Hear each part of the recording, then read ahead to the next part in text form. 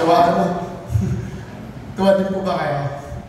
Amen. This is true at malalaman po natin. Ang atin pong mensahe sa umagang ito ay makikita po sa Matthew chapter 27 verse 50 to 54.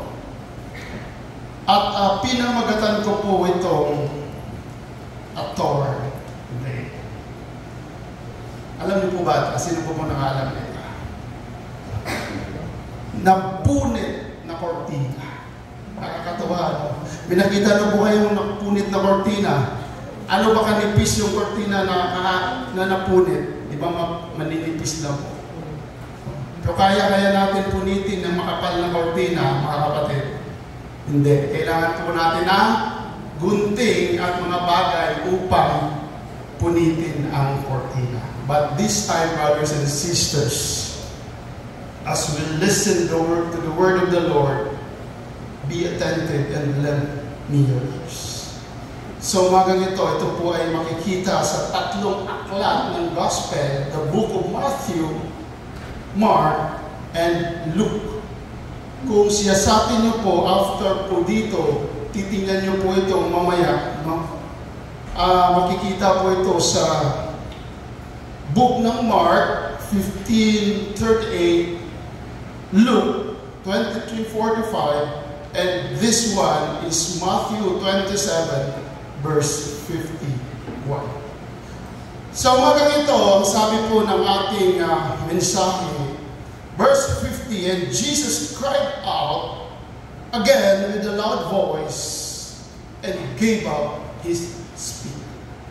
Ito po ay patungkol sa kamatayan ng ating Panginoong Hesus doon sa cross ng Kalbaryo noong siya'y namatay at kung ano po ang nangyari at that moment.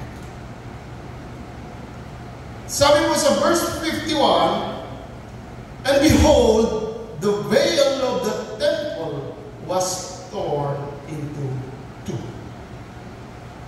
From top to bottom, the earth shook and the rocks were split. Also the tombs were opened, and many bodies of the saints who had fallen asleep were raised. And coming out of the tombs after resurrection, they entered the holy city and appeared to many.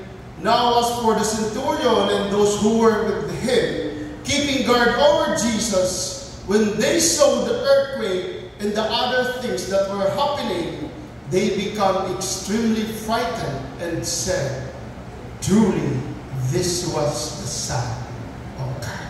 Palakpakan po natin. Panginoon, salamat po sa umagang ito at sa iyong mensahe sa umagang po. Samahan niyo po kami, O Diyos, na aming pagbulay-bulayan, Panginoon, ang kwento na kailanman makatatak sa puso isipan natin, O Diyos, at sa buhay natin. Isang simpleng kwento, Panginoon, tagkos, ito po'y, O Diyos, nakakaalala ng iyong pagkamatay at muling pagkabuhay.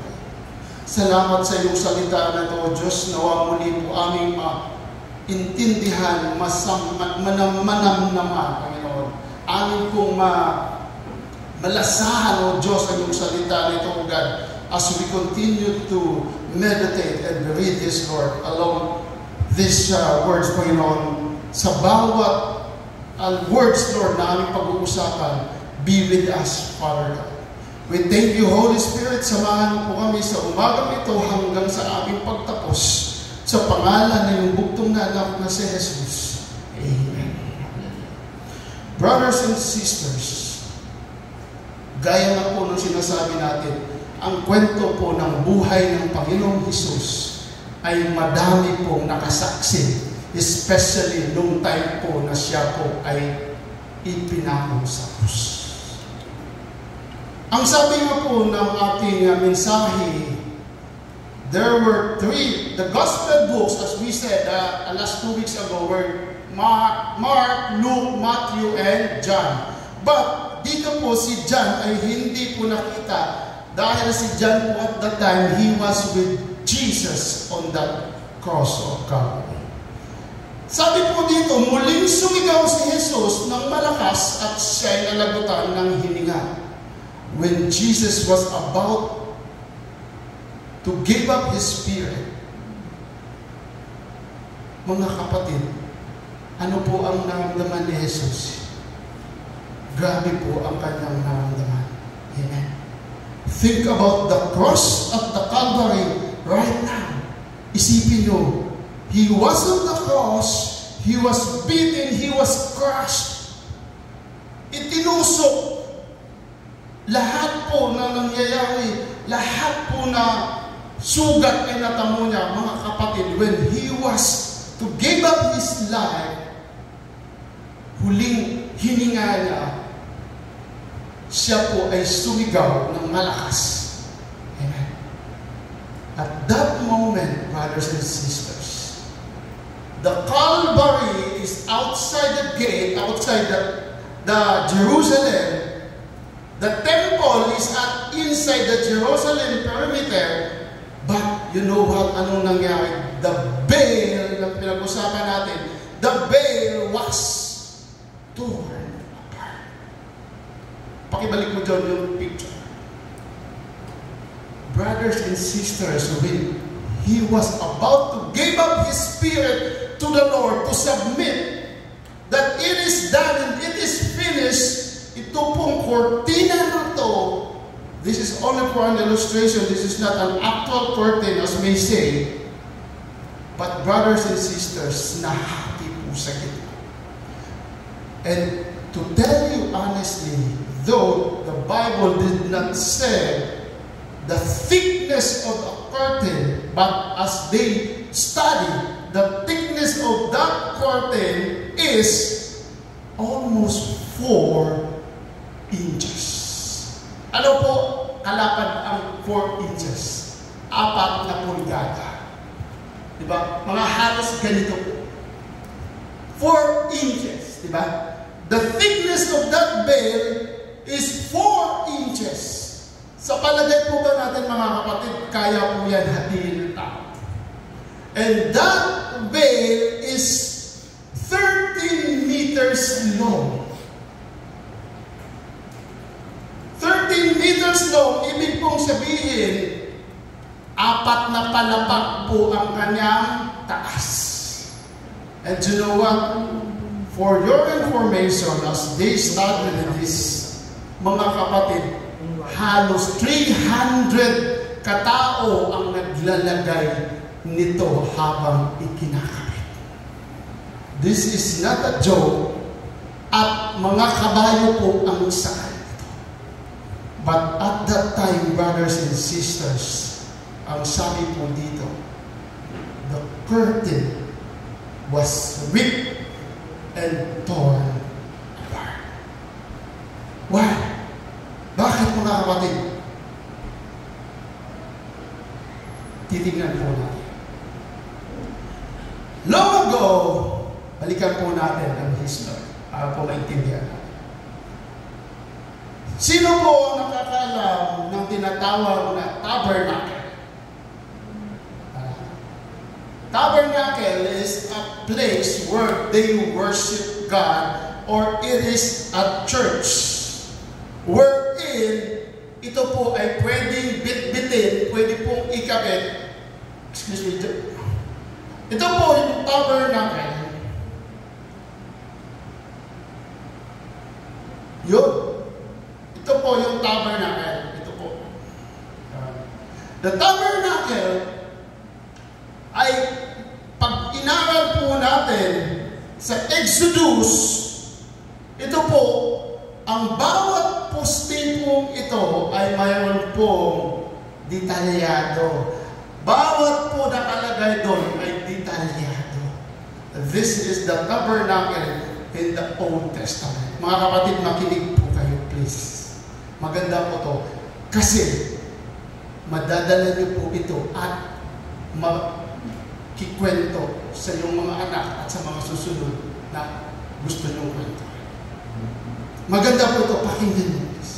This is the tabernacle for the Old Testament. Ito po ay dahil nakalagay po dyan isinugo ng Panginoong Diyos na maglagay po sila ng tabernacle, which is the place to worship. Kung bakit nakikita nyo, for illustration purposes only, there were tents, kasi po, nung sila po ay lumabas ng Egypto, amen, sila po ay gumagala-gala along the wilderness. Amen po ba? Bear with me mga kapatid, kasi po, hindi naman po halos talaga po ito ipinipreach. Ito po ay pinag-aaralan. Kaya that's why we are so blessed kasi po ikikwento po natin dito. Though it is not a detail kasi po limited po yung time natin, tingnan po natin. Ito pong tabernacle ay mayroong tatlong part doon sa loob. No? This is the outer court, the inner court, and that one na may usok is the place, the Holy of Holies. Diyan po ay mamimit ng pare o priest si Lord. Diyan niya po makakausap. And along the Holy of Holies and the Holy Place, ito po ay outer court, the holy place is the Holy of Holies. Ang gitna po niya, sa gitna ay kortina. Ito po yung pinag-uusapan natin, mga kapatid, may tabing po yan sa Holy of Holies. And, mind you, lagi po binibawal po ng Panginoon ang bawat papasok po dyan. Bakit? Dahil po, kung they are not invited, sila po ay mamamatay. This is not a joke. Take note. Mga kapatid, kaya po, lagi pong sinasabi, draw near na. Huwag kang lalapit dyan. Kung hindi kayo niimbita, huwag kang lalapit dyan kasi hindi ka banal, ikaw ay makasalanan, mamamatay ka. And you know what, brothers and sisters, who were invited? Sino lang po ang pumupunta dyan at ini-invite? Only the priest. Ito po yung pare na pumupunta po dyan, pumapasok every year in that Holy of Holies. According to the book of Exodus, no? Makikita niyo po yan, mga kapatid, Exodus 28, there were detailed description of the Lord na sinasabi ito ang gawin mo bago ka pumasok diyan. But right now, brothers and sisters, sino lang po ang allowed? Ito. Amen. The priest. But mind you, bago po siya pumasok, kasi kung pag-isa-isahin po natin, assignment nyo na lang po yan, ang dami pa pong pasikot-sikot. Sabi po ng Panginoon, magsuot ka ng special garment. Hallelujah. No? Magsuot ka ng mga bagay bago ka pumasok. Ito po ang kanyang kasuotan. At ito po ang nakalagay dito. Pag inisa-isa po natin, mahaba po yung verse. Ito po ay mga bells. O mga bell. Pling, pling. So ito po is incense. Kung bakit ito po tali. Kasi po, the moment na pumasok po sila doon sa loob, and they are not holy, ano po mangyari? Mamamatay sila. That's why, kung hindi na po tumutunog yung bell, ibig pong sabihin, patay na ang pare. Thank you, John. Yan. Ito po pala.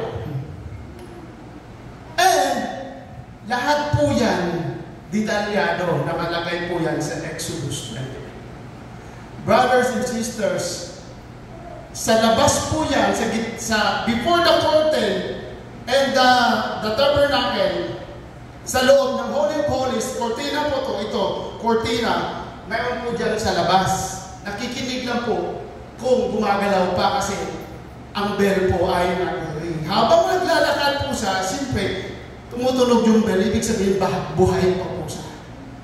Pero pag hindi na po tumutunog yung bell, ibig pong sabihin, he was not worthy na mag-usap sa Panginoon. May mga bagay po siya hindi kalugod-lugod sa Panginoon. May dala-dala po siya na hindi kalugod-lugod sa Panginoon. And mind you, he is the representation of all the people of Israel because he alone is the priest. At kung hindi na po tumutunog, hinahatak na lang po yan palabas kasi bawal ka nga pong pumasok. And you know, my brothers and sisters, ang sabi po dito, bago po yan papasok sa Holy of Holies, itong belo na to na pinag-uusapan natin ay mayroon pong requirement na ang color po niya ay according to Exodus 26, ang color po ng belo na yan ay red, blue, purple, at mayroon pong mga fine linen, twined linen. Ito po yung kanila, makikita po natin. And you know, mga kapatid, sabi po dito, ang belo na po na nilalagay po dyan, pero yan po ay movable. Yan po ay pwedeng bitbitin kahit po saan po sila, itayo na naman po nila. And after this, no, pagkatapos po yan, pumunta na po sila sa Jerusalem, please, there is a temple. Ito na po yung temple, the permanent temple ng Panginoon. Dito na po ay konkreto, simentado, hindi na po ito magagalaw. This is the first temple na itinayo ni King Solomon, and these are the details, mga kapatid. No, that's why sinasabi po natin kanina, this is the outer courtyard, the holy place, in the Holy of Holies, yun po nakalagay ang kortina. And that moment, nung namatay ang Panginoon, napunit po siya. How come? Sabi po dito, brothers and sisters, ang belo na po na yan signifies that we have an access to the Father. Amen? That veil that was ripped na hindi kakarapat-dapat at that time when Jesus was dead, napunit po yan. And it is a free access to the Holy of Holies. Sino po yung dating mga nakagisnan po natin na habang ikaw po ay nag-confess, mayroon pong nakaharang sa gitna. Amen? At nakikinig po yung nakaupo doon. This is not nothing against with our tradition. Brothers and sisters, that's why when Jesus was dead, you have a free access. Hindi po na po kailangan mag-confess sa kung sino-sinong tao. You have a free access. That's why, ang sabi po dito, a barrier or an obstacle was removed. Sabi po dito, no, ang barrier na yan, an obstacle was removed, sabi po sa Ephesians chapter 2, verse 14, for Christ Himself has brought peace to us. He united the Jews and Gentiles into one people when in His own body on the cross, He broke down the wall of hostility that separated us. Even you as Gentiles and the Israelites, ay si Jesus ang nag-unite. He is the only way, the true access. No? Wala na pong hidwaan, wala na pong wall sa pagitan, wala na pong pataasan ng dingding. Tayo po ay iisa sa Panginoon. Amen. Sabi po dito, in Isaiah 59:1-2, mga kapatid, dati, nung tayo'y hindi pa tinubos ng ating Panginoon, ang sabi po dito, tingnan ninyo, si Yahweh ay may kakayahan upang iligtas ka. Upang iligtas ka at ako. Siya'y hindi bingi upang hindi marinig ang iyong hinaing. Ang masasama ninyong gawa, nating gawa, ang dahilan ng pagkawalay natin sa Diyos. Nagkasala tayo, kaya hindi ninyo siya makita at hindi niya kayo marinig. Mga kapatid, that's why we are not kung hindi po tayo mapagpatawad, mayroon po tayong mga kasalanan, we cannot have an access to the Lord. There is always a barrier, a wall between God and us.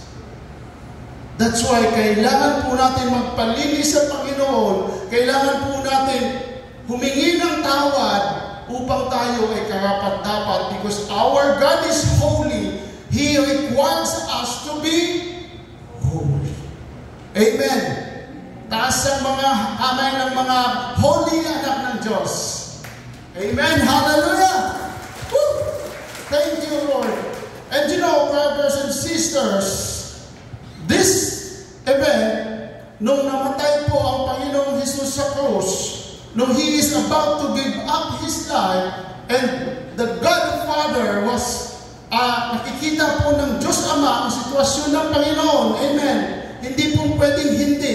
Ano pong nangyari na pwede naman po talaga iligtas ng Diyos Ama ang kanyang anak na nabayubay sa krus. Amen. Bakit hindi? He is God, everlasting, omnipotent, omniscient. May karapatan siya, anak niya na nabayubay sa krus. Hinataw. But you know, brothers and sisters, when Jesus was about to say, Father, why are you forsaken me? Bakit mo ako pinabayaan? You know, brothers and sisters, this is the verse that sometimes lingering in your ear because God cannot hear you because of our sins. Hello? Amen? Palakpakan natin ang mga. Ang Diyos Ama ay hindi makakarinig sa ating mga hinaing dahil tayo minsan o kadalasan ay mayroong mga daladalang kasalanan na hindi pa natin binibitawan. Amen.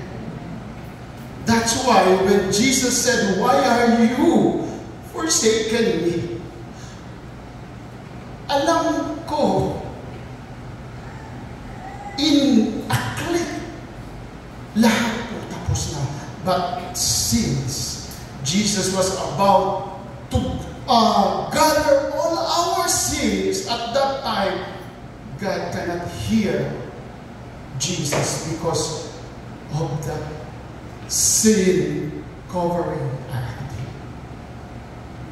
That's why hindi madinig ng Diyos Ama because of the sin surrounded us. Sinners are loved by the Lord, but the sin, continuous sin na ginagawa po natin na hindi po gusto ng Panginoon. Amen.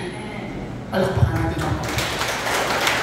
Tayong mga kasalanan ay mahal ng Diyos. Amen. But, pagpatuloy po tayo mananatili sa kasalanan, kinamumuhian tayo ng Diyos. Why? Because of the sin that is within us. That's why He cannot hear us. Amen. Kaya mga kapatid, when the veil was opened, when the veil was ripped, we have a full access to the Holy of Holies, which is the God the Father. Amen. He allowed us also to have an open highway. Amen. He allowed us to have an open opportunity. Anak, humingi ka, humiling ka,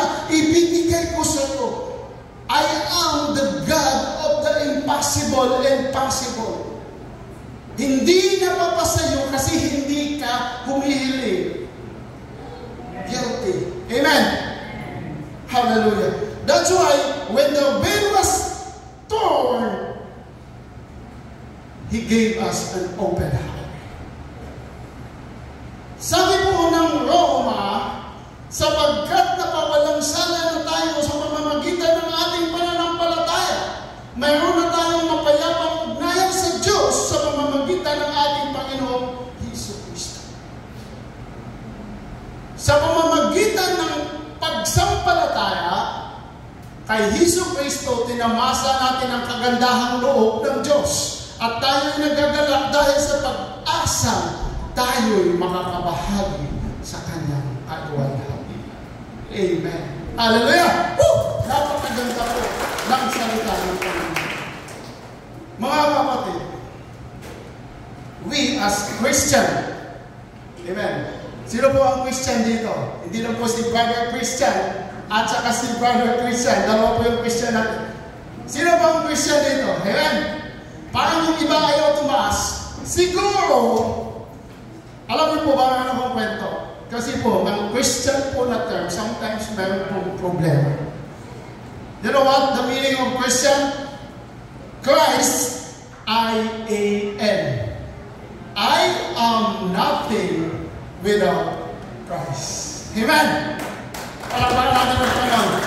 And you know, brothers and sisters, minsan, ang ating Kristiyano, magiging Christian, hanggang si Christ, hanggang Diyan. Christ, Diyan. Hanggang dito lang po si Christ. Hindi po naman aakyat. Hindi po. Sometimes, you know what? Kasi po, pag tumunog ang kanta ng, sukdo lang biyaya mo, O Diyos. Mamaya, nagadinig ka naman ng apate. So, di ba? So, nahahati po yung intention mo. Kasi hanggang dyan, kasi po, pag ang Christian mo, hindi po full Christian. Habang nasa gym ka, tama, ikaw kayo kumakanta, nagdidevotion ba, kumakanta ka. Look at the cross above my knee. Tapos mamaya, papatugtog si Manong. Ano ba yung sabi mo? I believe. I believe. Tapos, kapatid, carnal ka. Hindi ka tunay na Christian. Pwede ka pala sa mundo. Pwede ka pala sa Panginoon. Amen. And you know, this is also a story. Mayroon pong dalawang lugar. No? Ito po ay lugar ng kadiliman at ito po ay lugar ng kapayapaan. Sa pagitan po nila, since we have a veil na pinag-usapan, mayroong wall na pwede upuan. Mayroong isang Kristiyano na sinasabihan na kapatid, bro, iwan mo na kasi yung mga bisyo mo. Iwan mo na kasi yung mga kasalanan mo. Tayo na, dito na tayo. Eh, paano? Dami niya pang pera. Dami niya pang milyon. Hindi, alanganin pa ako eh. Kaya, nagdadalawang isip po siya. Ang ginawa po niya, sabi naman ng demonyo, dito ka muna. Kasi dami mo pang pera, sayang, hindi mo pa ma-enjoy yung buhay. Sabi nga, dadalawang naghahatakan po sila. Ang ginawa niya, umupo po siya sa wall. Umupo po siya sa wall. Habang nag-iisip po siya. Ang sabi po ng Panginoon, ang sabi po ng kaibigan niya, nagkamutan lang po ng ulo. Bakit? Sabi ng demonyo, akin ka. Bakit? Ako yung may-ari ng buhon. Hello? Palapakan natin ang mga Nakuha niyo ba? Nakuha niyo ba? Mukhang hindi, Sige, assignment nyo na lang yan. Yung wall, nasa demonyo po yan. Pinatayo ng demonyo. Ito, umupo siya. Masa ng demonyo.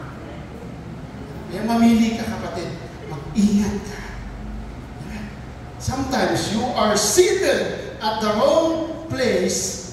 No? Kaya, ingat po tayo. lagi po tayong mag-ingat. Guilty din po ako dyan. Lahat po tayo dapat mag-ingat. Amen?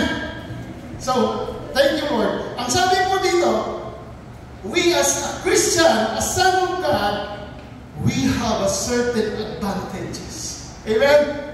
Kasi po, iba ka na mag-isip eh. Amen? Alam mo na kung ano yung tama, ano po yung mali. You have the wisdom of the Lord, kaya sinusunod mo yung tama. Advance mag-isip ang mga anak ng Panginoon. Amen. Kaya po, ang sabi po ng Panginoon, in Hebrews 10:19, sabi po dito, therefore, brothers and sisters, since we have confidence to enter the most holy place by the blood of Jesus, by a new and living way opened for us through the curtain that is. Alakpakan natin na. By a new and living way opened for us through the curtain that is His body. Hello! This is the secret of the word of the Lord. That's why yung kortina na yun na narip, He is Jesus. Na nabayubay sa cross, na namatay, na hinataw, na buwis yung dugo para po sa iyo at sa akin. So that we can have full access. Kailangan po niyang mamatay upang magkaroon po ng buhay. And it is open for you and for me para po sa ating kaligtasan. Amen! Hallelujah! Thank you, Jesus! This is the secret of the Lord. Kaya po, yung kortina na yun, the veil, ay kailangan i-rip ng Diyos Amang nasa langit. So that the Holy of Holies was no more for all that priests and invited people. We as Gentiles and invited people that we believe dahil sa pananampalataya kanina, we have full access. As the curtain rip, we can have pwede na po tayong magpakandong. Pwede na po tayong yumakap sa ating Diyos. Amen! Palakpakan natin natin. You don't need to have an invitation. You don't need to have a passes. Because if you have Jesus in you, right now and right here, you can talk to the Lord. You can talk and walk with the Lord. That's why we Christian, we are not really Christian if we don't have Christ. Kaya po, hindi lang po biro ang magiging Kristiyano. Kailangan po talaga po ito ay isinasagawa. Amen! Kaya bilang isang Christian na pangalan mo, you have the privilege. Mas maintindihan mo dahil you are not only a Christian by name, but you are truly a Christian by heart. Amen? Kaya thank you, Lord. Hallelujah. So sabi po dito pa mga kapatid, in Hebrews chapter 10 verse 22, and now, let us draw near to God with a sincere heart. Kailangan po talaga tayong lumapit sa Panginoon na kailangan dedikado, sincero, and with the full assurance that faith brings, having our hearts sprinkled to cleanse us from a guilty conscience and having our bodies washed with pure water. Let us hold unwaveringly, unswervingly to the hope we profess. Because for He who promised is. Hallelujah! Woo! Kaya mga kapatid, pag ikaw ay anak ng Diyos, tinanggap mo si Jesus, pinangakuan ka ng Panginoon, tutuparin niya. Amen! Hallelujah! Praise to Jesus.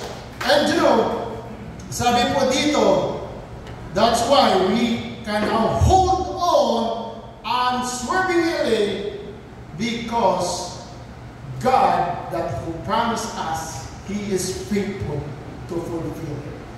And that's why wag po natin kaligtaan mag-encourage ng bawat isa sa atin. Amen. For sabi sa 24, let us consider how we encourage, how we spur one another on toward love and goodness.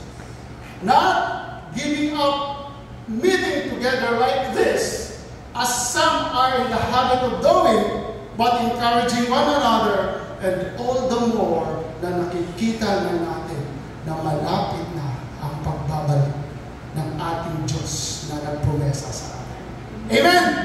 Thank you, Lord God. Hallelujah! Mga kapatid, nakikita po natin, di ba, that the thorn veil, nung napunit kanina, pag binasa po natin, again, basahin po natin, by a new and living way, 19 John, 19:20. Tingnan mo natin, mga kapatid. I want you to see this. 19 and 20. Hebrews 10, 19, 20. Previous one. By a new and living way, open for us through the curtain that is His body. Nakita niyo ba, mga kapatid? Yung thorn veil, literally, yung kortina na yan, na napunit, He is pointing to another thorn veil, which is in the flesh of the Lord Jesus. Hello, amen? That's why, mga kapatid, wala ka nang dapat gagawin. Maniwala, mananampalataya, at ipamahagi ang salita ng Panginoon. Amen? Gawin mo, kausapin mo ang Diyos. Lord, this is for your glory. I will spread your word. No? I will take this an opportunity to spread your word. Ito po ang iyong nais sa bawat buhay. And you know, ito po ang nangyari. Ikaw, kapatid, at ako ay malaya ng gumalaw, sumayaw, humiyaw sa Panginoon. Amen! That's why if we have praise and worship here, huwag ka nang mahiya. Kahit uhog at luha ay mag-mix, huwag ka nang mahiya. For the glory of God, ikaw lang naman nakakaalam, may medyo malat-alat. Amen. Totoo po yun. Siguro naman nakakaranas na po tayo because you are praising and worshiping the Lord, the one and true living Savior, which is Jesus. Amen! Kaya po, sabi dito, malaya ka na, if the Son set you free, you are free indeed. Huwag kang humiyak, tumaas ng kamay mo, no? Sumigaw, humiyaw, para sa Panginoon. Kasi hindi mo sinasamba yung katabi mo, sinasamba mo ang Diyos mo na buhay. Amen! Thank you, Lord. Hallelujah. And remember na tapat ang Diyos na nangako sa iyo na hindi ka niya iiwan at pababayaan. Gagawin niya at tutuparin ang pangako. Sabi nga po dito, mga kapatid, the thorn veil na nangyari, no, before, it was the sacrificial lamb bago po pumasok doon sa Holy of Holies. Kasi ang sabi po ng Leviticus 16, assignment niyo po yun, Leviticus 16, lahat po bago pumasok sa Holy of Holies, kailangan magdala ng goat, ram, at kailangan isuot yung ganito, ganyan. There is a qualification bago ka pumasok sa Holy of Holies. But, you know, that is a sacrificial system. Hindi naman po natin sinabing void na po yan, but which is already void because of this Jesus Christ that we have. Kasi po, this is the ultimate complete sacrifice once and for all. Amen. Kaya po, nung siya ay nagbuhis ng kanyang dugo, hindi na po natin kailangan ng mga hayop na mag-alay. Guilty po ako dyan, hindi pa po ako nakakakilala before. Nung nagkasakit po ako, mayroon po ako inalay po ako. Hindi ko alam po saan ako inalay. High school na po ako. Meron po akong taling pula dito, may tali po ako dito, may tali po ako, may tali akong pula dito. Nung pumapasok ako sa eskwelahan ng high school, pinagtatawanan ako, para ako isasabong. Totoo po yun. Nag-alay po ako ng isang pulang manok at isang itim na manok doon sa balon. Dahil nung umupo po ako at nagkasakit ako, sabi po ng albularyo, mayroon ako nagalaw. And you know what, brothers and sisters? Gumaling naman po ako. But I thank God nung nakilala ko siya. I rebuke and I renounce it. Hindi po talaga tama po. Sorry, but this is the word of the Lord. Wala na po ibang mapagaling sa iyo, kundi ang pangalan ni Jesus na iyong pinaniwalaan at sinasamba. Amen! Amen. Hallelujah! So when the veil torn, the blood of the true Lamb shed once and for all, open and highway. Amen? Meron ka ng access, kung anong hilingin mo, humingi ka sa pangalan ng Panginoon, ibibigay po. This is the word of the Lord, and He is true to His promise. And last, as the veil turned and split apart, we can now have an assurance that we have a confirmed hope. Amen! Noong si Jesus ay namatay, nilibing at nabuhay, ang sabi natin kanina, basahin po natin ulit po yung verse dyan, yung from the beginning, yung verse huli, our main verse. Ang sabi po dito, okay. And also the tombs were open. Nung nabuhay po ang Panginoon, after He resurrected, also the tombs were open. And ang lahat po na namatay ay lumabas. Nakakatakot, ano? Sabi po dito, 52 John, 52 verse. 52. Ang sabi po dito, when the veil was torn into two, nagkaroon po ng lindol, nagkaroon po ng hati ng mga bato. At ang mga libingan po ay nabuksan. Ang mga katawan ng mga namayapa na nananatili sa Panginoon, no, ay muling nabuhay din. And they coming out the tombs after His resurrection, they entered the holy city and appeared to many. Nagpakita din po sila sa iba. Now was for the centurion and those who were with him, keeping over Jesus, and they saw the earthquake and the other things that were happening, they become extremely frightened. Kasi makikita mo, matatakot ka po talaga kasi yung mga patay at mga mahal mo sa buhay siguro, mga ninunong mo, nabuhay pa. And that was the time He said, truly, this was the Son of God. Palakpakan natin ang Panginoon. You know, mga kapatid, sabi po natin dito kanina, when the veil was torn, we have a confirmed hope. Sino po may confirmed hope? Sino po may confirmed hope? Dapat lahat po tayo, taas po natin. Hallelujah! Kasi kung ikaw ay may confirmed hope, ikaw ay may Panginoong Jesus, your hope is confirmed na muli kang mabuhay at maaaring hindi ka mamamatay. That's why ito po lagi ang sinasabi natin that maybe the next day or the other day, we are hoping and it is confirmed that one day, after the harpazo, sabi nga rin, the harpazo or the rapture, pwede po tayo mabuhay. Amen! And this is the word of the Lord. Ang sabi niya, the one who promised, He is faithful to fulfill. Amen. Sabi po ng salita ng Sa Hebrews 6:17 to 20, napakaganda po nito. God also bound himself with an oath. Tingnan niyo ang ganda po nito. So that those who receive the promise could be perfectly sure that He would never change His mind. Dapat hindi po tayo pabago-bago ng isip. Totoo ka lang. So, God has given both His promise and His oath. Sino po ang laging nangangako po dito? Amen! Natutuwa si Brother. Sino po ang laging nangangako po dito?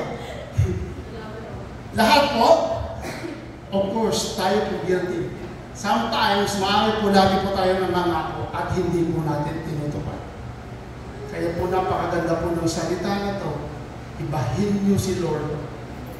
Siya po ay nangangako at siya po tinutupad. Amen! Hallelujah! Hindi po yung ano ba gusto mo, nangako na nga, tutuparin pa. Diba?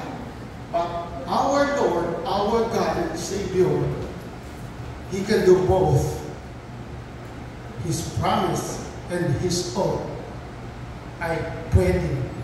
At pwedeng-pwedeng gagawin.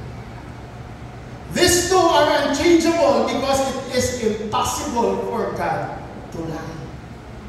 Ang Diyos ay hindi sinungaling, kaya hindi niya po kayang hindi tuparin ang kanyang pangako. Amen? Therefore, we who have fled to Him for refuge can have great confidence. Remember that we have a great confidence as we hold to the hope that lies before us. Kaya po, kay Lord lang po tayo aasa dahil si Lord ay mayroong pangako na kanyang tinutupad. Amen! Hallelujah! Kaya na po na sinasabi natin, huwag po sa talaga sa tao. Lagi po yan, nakapako. Hallelujah! Sabi in Hebrews 6:19, this hope is a strong and trustworthy anchor for our souls. Ang pangako na ito na ipinapangako ng Diyos ay talagang matibay, no? At mabigat na kailanman hindi magagaya. It leads us to the curtain into God's inner sanctuary. Jesus has already gone in there for us. He has become our eternal high priest in the order of Melchizedek.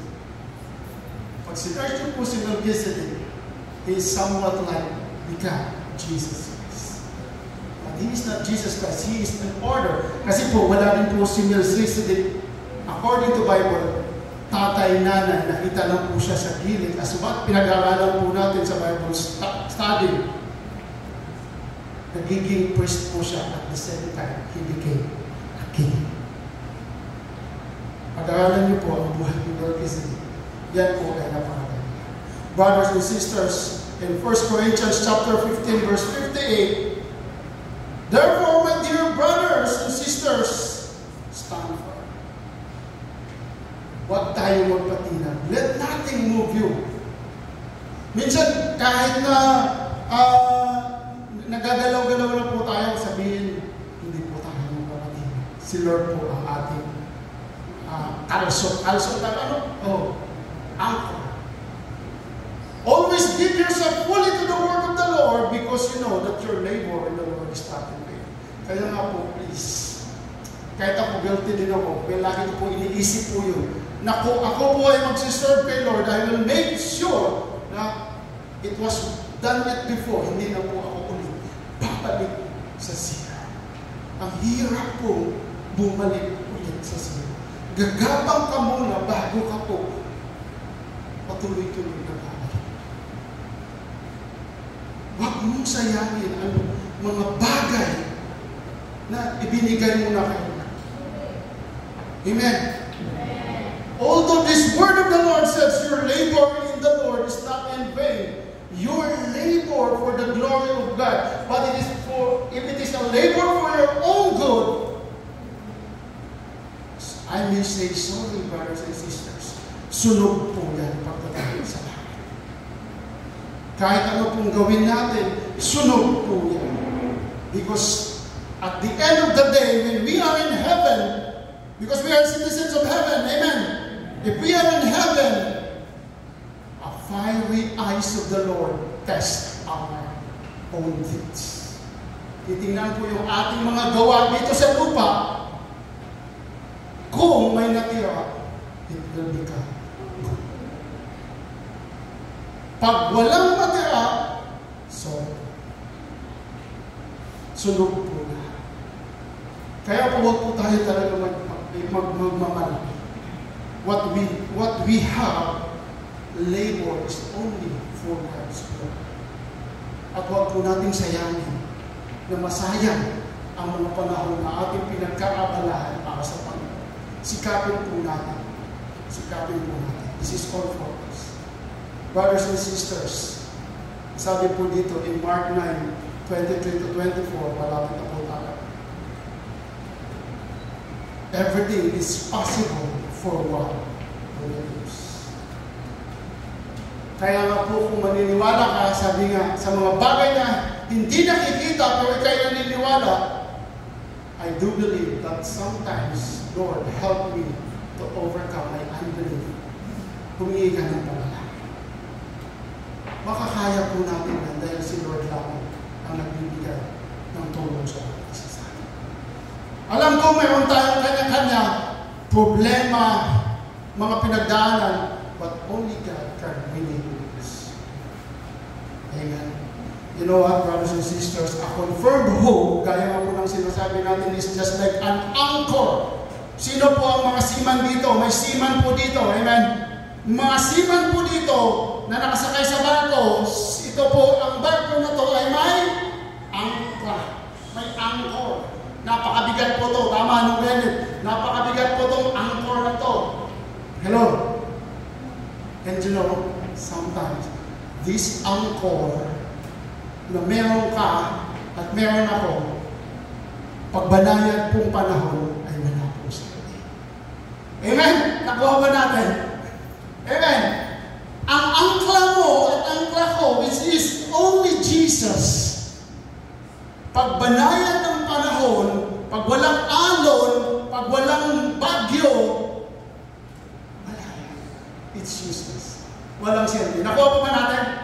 But, pag inaalon-alon ka, pag binabagyo-bagyo ka, kapatid, take note of this. Your anchor is really strong. Amen? Hallelujah! Nakuha ba natin, mga kapatid? If, pag nakadanas ka ng mga pagsubok, at yung anchor is still hold on to the foundation, which is also Jesus, brother and sisters, matibay ang iyong anchor. Amen? Kasi po pag banayan ng panahon, ang anchor na yan, wala lang po yan. Kasi wala namang nangyayari. Pero pag binabagyo ka, pag dumadanas ka ng pagsubok, hindi ko naman po sinasabi na dadanas tayo ng pagsubok, which is, nadadanasan na din po natin. Ito lang po ang ating confirmed hope. Only through Jesus. Amen? Hallelujah! Brothers and sisters, in conclusion, sabi po na Hebrews chapter 10, verse 8 to 9. First, he said, sacrifices and offerings, burnt and offerings, and sin offerings, you did not desire. Nor were you pleased with them, though they were offered in accordance with the law. Yung sacrifices po dati na nasa unang lumang tipan pa, ito po ay hindi na kailangan. Because Jesus said, here I am. Here I am.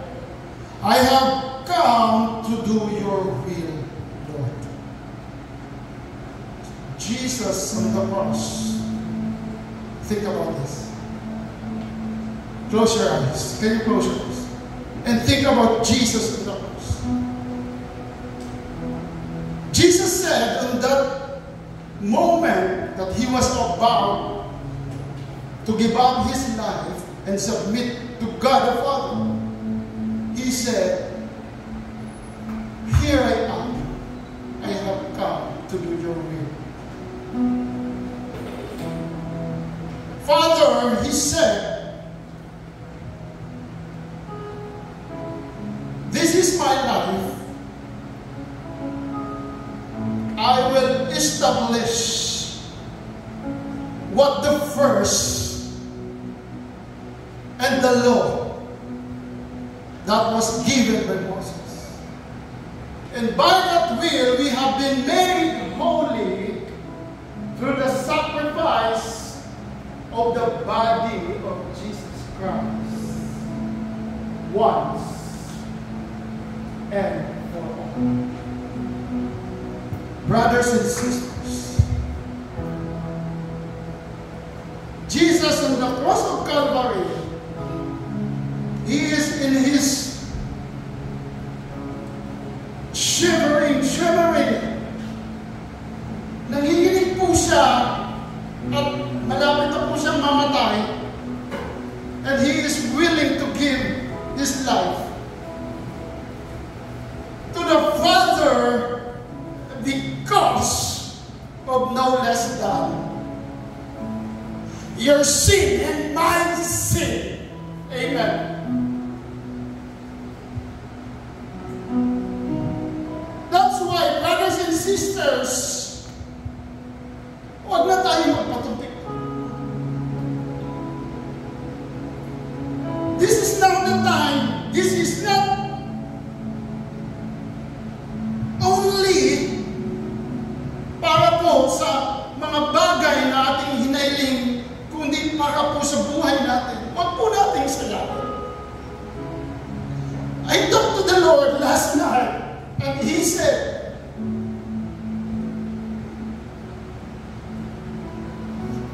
huwag mong sayangin ang buhay.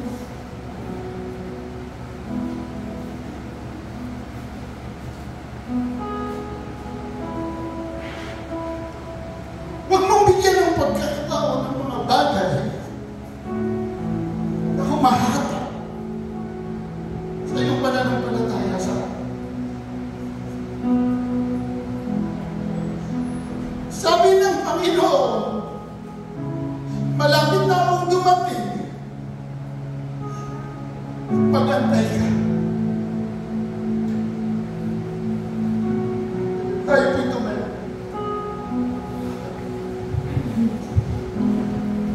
Taas po natin ang ating mga kamay. Father God, we pray, Lord, and we hold on to your promises, that the one who is promised us can fulfill it until the end of our life. He is faithful. He is just. He can give us life. Father, we thank you once again for always reminding us that the life of Jesus on the cross is worthy.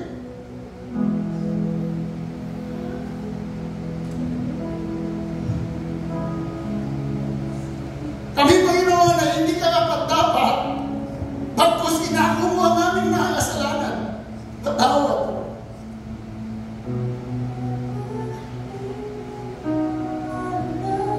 Kami, Panginoon, ay basahan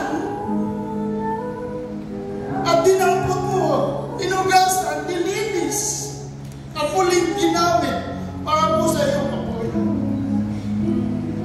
Patuloy, Panginoon, na pagkalinisin mo kami, patuloy, Panginoon, na ipalala mo sa amin sa tunay ang buhay na walang hanggan.